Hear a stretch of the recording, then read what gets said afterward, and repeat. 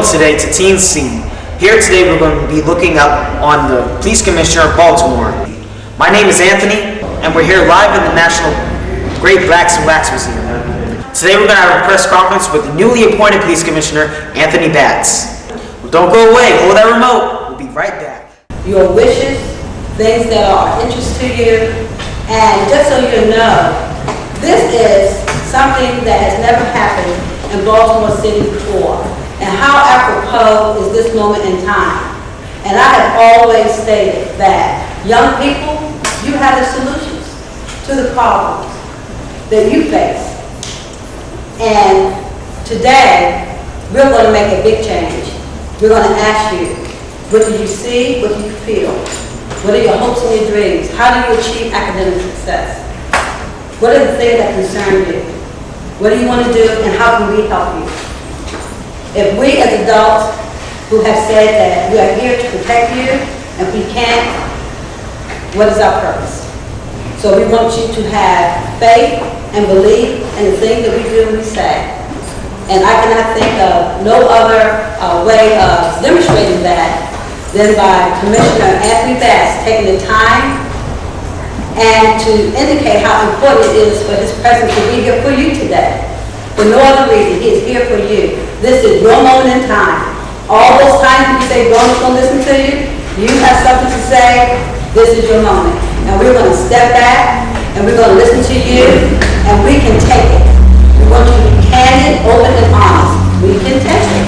And to prove we can take it, we're going to start off by the introduction of Commissioner Anthony Batts, and he's going to lead the conversation, and we want to thank you, and this is for you. Thank you guys for coming out, and thank you for being here patiently. And I see a lot of old faces that I've had a chance to speak with and talk with, so I look forward to hearing your questions. But also, I'm looking forward to you being part of a revolution. And I'm talking about being change agents for the city of Baltimore, and it starts today. And I think it's very apropos that we're in this museum.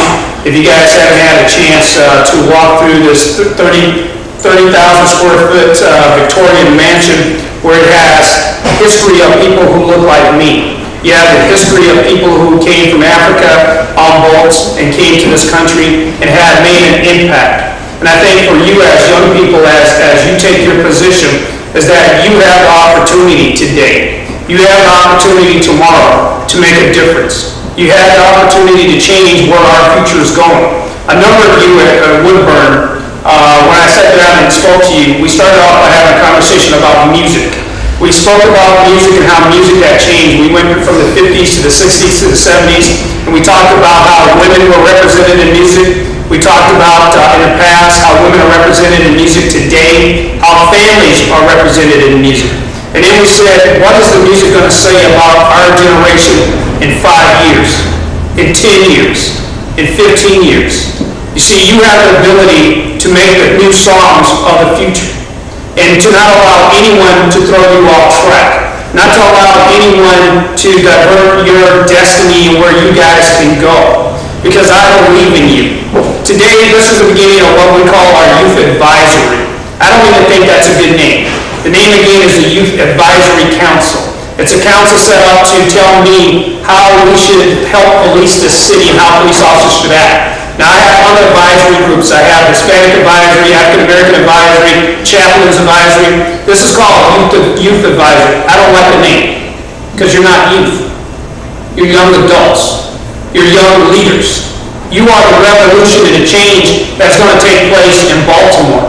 And when I talked to you guys at Woodburn, I kind of told you, and I kind of brought up the point not to allow anyone to impact your future. That you can become anything that you want to become. You see, where I grew up, I'm not from Baltimore, and I always have to apologize for that, because I have to say I didn't go to Dunbar and I didn't go to the other high schools and how we recognize ourselves in Baltimore. But I grew up as a poor kid. I grew up as a poor kid in the hood, in the ghetto, whatever you want to call it, and I take a lot of pride in that. I take a lot of pride growing up. I didn't have a whole lot of money, and my mother didn't eat at nighttime, so I could have enough food so I could eat to go to school. But I didn't let any of those things stop me from becoming what I wanted to become. And what I say to you, what I challenge you today, much like this museum is saying, we came from some very tough times if you go to these different rooms. We came as a people, we came from tough times. You now have a president of the United States that looks like you. Hi, I'm here to introduce you to another episode of Teen on the Scene with 2 new interviews. My guests are for today, Ashley. and Terrence Taylor. tell us your experience for this great day. Well, basically, I had a wonderful experience, a very wonderful experience at this museum. I learned a lot that I didn't learn in school, and I got an opportunity to test out my public speaking and my shyness, and it kind of washed away over time. And I enjoyed meeting new people and telling somebody something that they didn't know before. It just made me feel good. And what is your experience? Well, my experience as well as Terrence, I learned a lot here that I didn't know before. Well, thank you. We'll be back in a moment.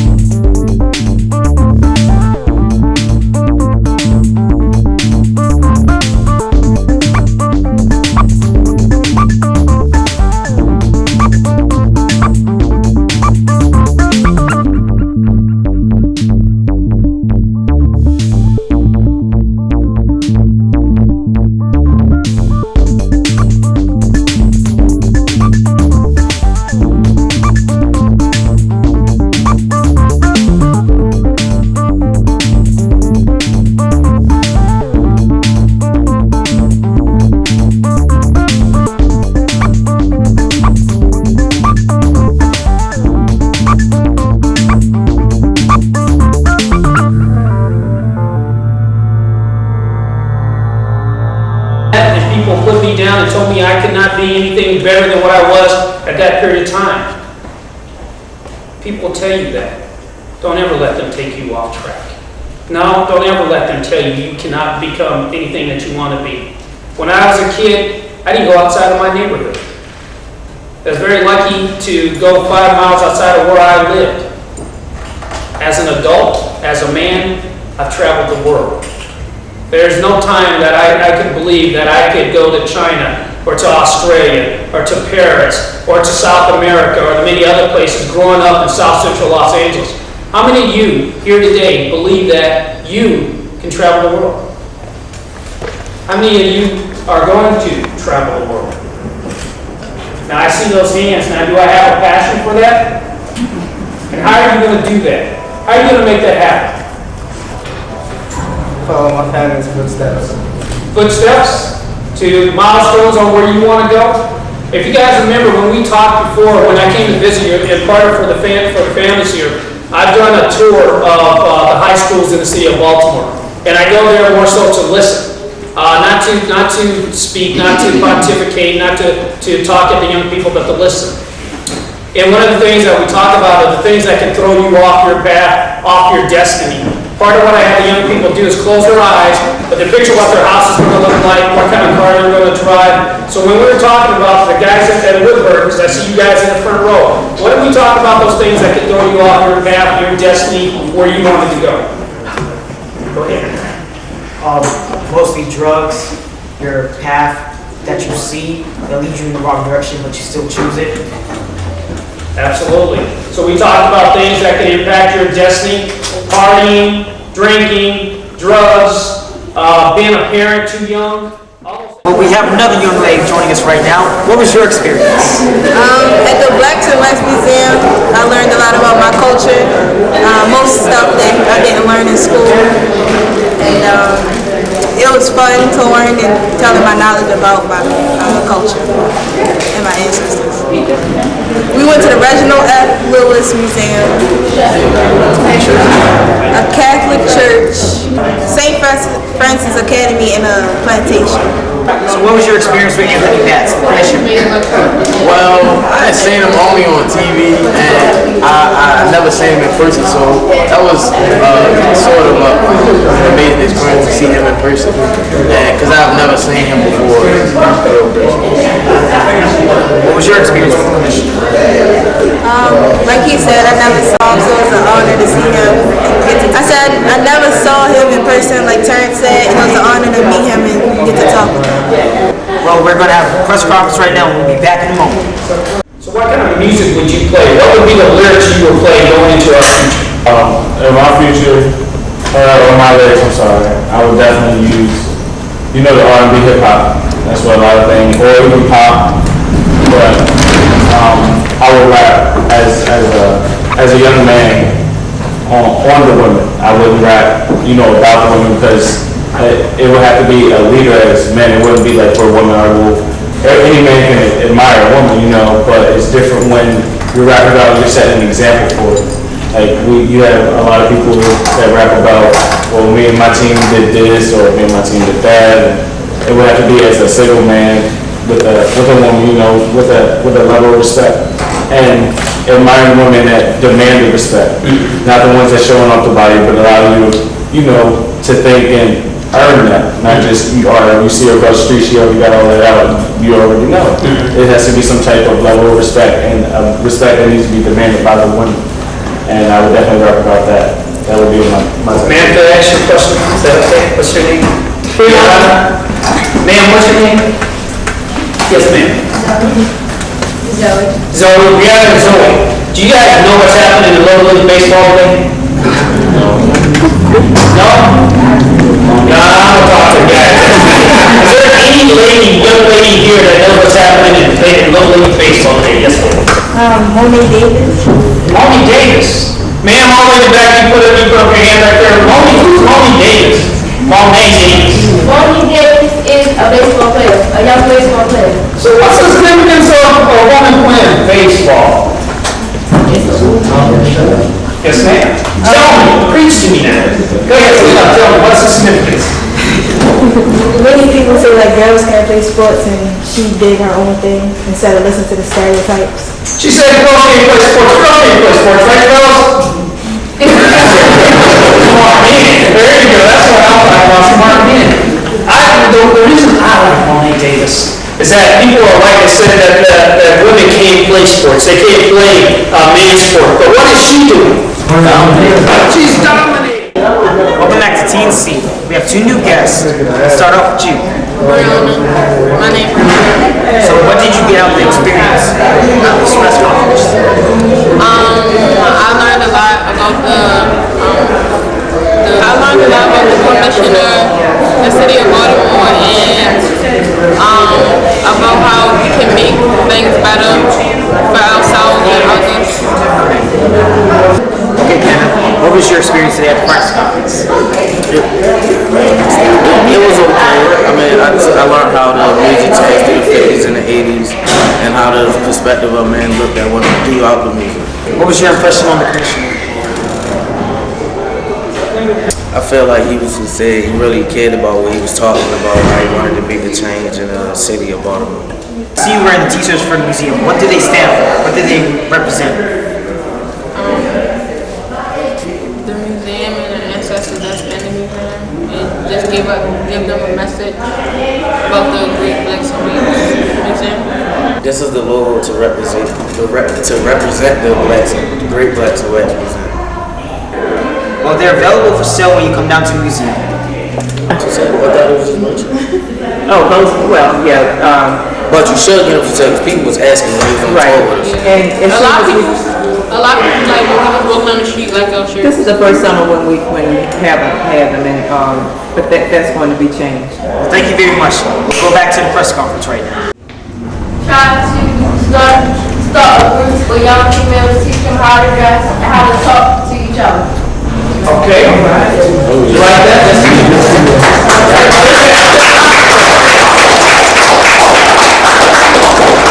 And she Guys, stand up for me. Now you're on TV. like we by example start dressing the way you do and start listening to the stereotypes.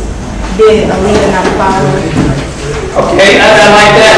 It's how we dress, how we carry ourselves. You know, in one of the classes, or when I got to speak to young people, when we talk about music back in the 50s, if you listen to it, used to say things like sugar pie, honey bun, the women in my life are the greatest things. The songs talk about love, they talk about joy, and then somewhere in between the 50s and the 80s, the music changed. Women will start to be called names that were not appropriate. Now, what I see is, back in those 50s, 60s, 70s, we put women on pedestals. Why is that significant for us, gentlemen? Why is that significant? Anybody? For me, I got it right here.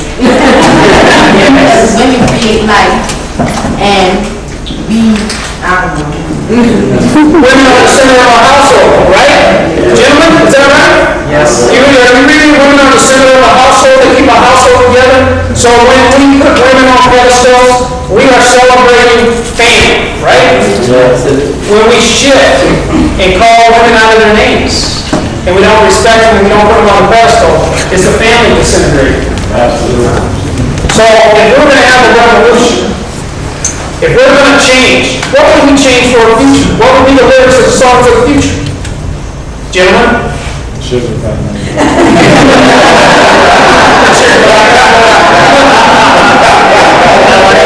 But that's a good point, right? So you gentlemen who are in this room, as we walk out of here today, as we look to change the future, you have the ability to start right now, right? Absolutely. We have a young lady on the front page of Sports Illustrated, making history. A young lady who has stepped outside and challenged the status quo. This is what I want you guys to walk away with. Welcome back to TC. We have two new guests from Blacks and Wax Museum. What is your name? Hi, my name is Jenna. So, what was your take on the experiences today? I thought that this was a good experience, and I believe that the youth was actually being heard. So, it was good. What is your name? Life. What is your experience today? It was a pretty good experience. I learned a lot. The youth, like she said, the youth finally got a chance to be heard, and it was pretty good and pretty cool to have positive black role models come here today. So what would you take away from this out on the street? Like, what do you mean, sir? Like, what would you take from this experience and use it out in life? Let's see. I would rise above, think before I do certain things, and a little bit more cooperation with youth and the police. So what would you take out of this experience? I could take out the experience that the youth can actually make a difference, and that we should try to make ourselves better to help our community. Well, thank you both of you. We'll go back to the press conference right now. You can make history.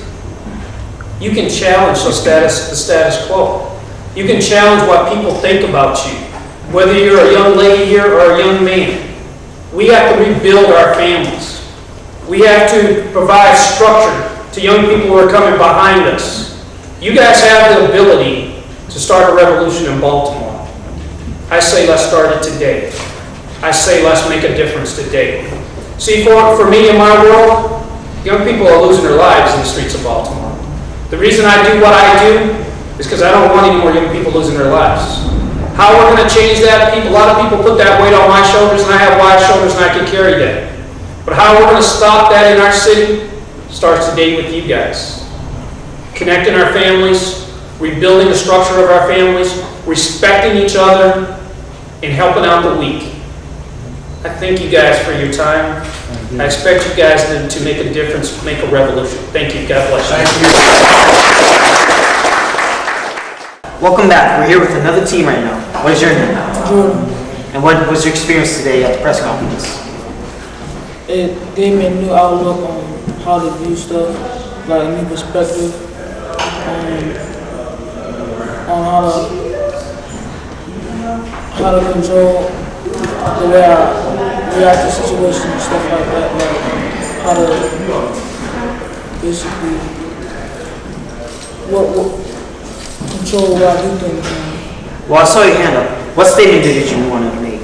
Well, when the commissioner was speaking about the women, the way people speak about women in music, I I was gonna say that the way we view women is not really good because I respect my mom the most I can because women they give life and they teach us certain things that men can't really teach us. And to me, I feel as though a woman is the strongest person on earth because my mom taught me stuff that I would have never learned today, even without a father. Even with a father. Well, thank you for being here today. Let's go back to the press conference. We employed about 15 students from various schools throughout Baltimore City. So we just want to do a quick presentation to Commissioner Batts from the museum and Drs. Elma Mark and then Joanne Mark. As Commissioner Batts, our students were trained as tour guides. Nice. And they did an amazing job. I'm so proud of them. And I'd like for the rest of you tour guides, those would you please stand? All right.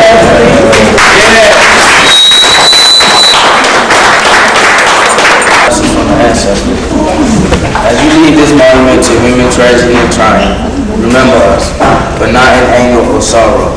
Remember, we did not struggle to keep our minds from being shattered, only to have you to turn and learn in the wise ways of the elders. We did not endure bondage for you to become a slave to drugs and alcohol. We did not die by the millions for you to kill one another by the thousands. We did not ward off their insults and claims of our inferiority for you to hate yourself. We did not become their human commodity, their black ivory, their black gold for you to put material things over your people, even your own families and children. We withstood their slaughterhouse slave ships, their seasoning and breaking for you to walk in unity and live with dignity. By Dr.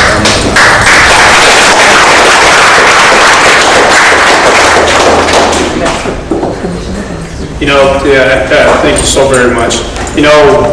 Listening to that, I don't know about for you, but that's a chill from my spine. That's powerful. That's what it's all about. That's powerful. Good afternoon, everyone. I will be presenting a child play to the ancestors. For my ancestors who give me life, I'm going to make the world a better place. For my ancestors who give me life, I'm going to always try to be the best person I can be. That means I'm going to know a slave ship when I see one, like the ones we call prisons and jails and penitentiaries. We people are taken away in chains. That means I'm going to know a slave trader when I see one, like the ones we call drug dealers. I'm going to be a leader of this world, a positive force in this world for my ancestors who give me life. Therefore, this world will definitely be a better place simply because I'm in it. Wow. Let's say revolution! Revolution A change! of change. All right. He looks like a sculpture already. I feel like that sometimes. Again, I thank you very much. As these words were read, I think they mean a lot. Remember, I think this said everything that we were talking about today. I think you guys should read it. I'm putting it in my office so I can read it every day. Again, thank you so very much. I'm humbled that you guys even allow me to come out here and spend time with you guys. Thank you so very much.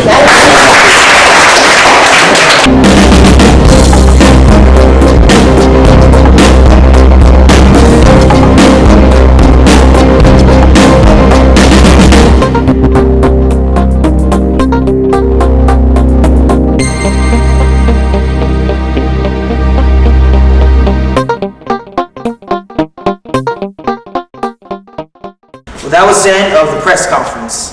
We'll see you again on another episode of Teen Scene. This is the end of the episode. We had a great press conference. We experienced some good lessons today.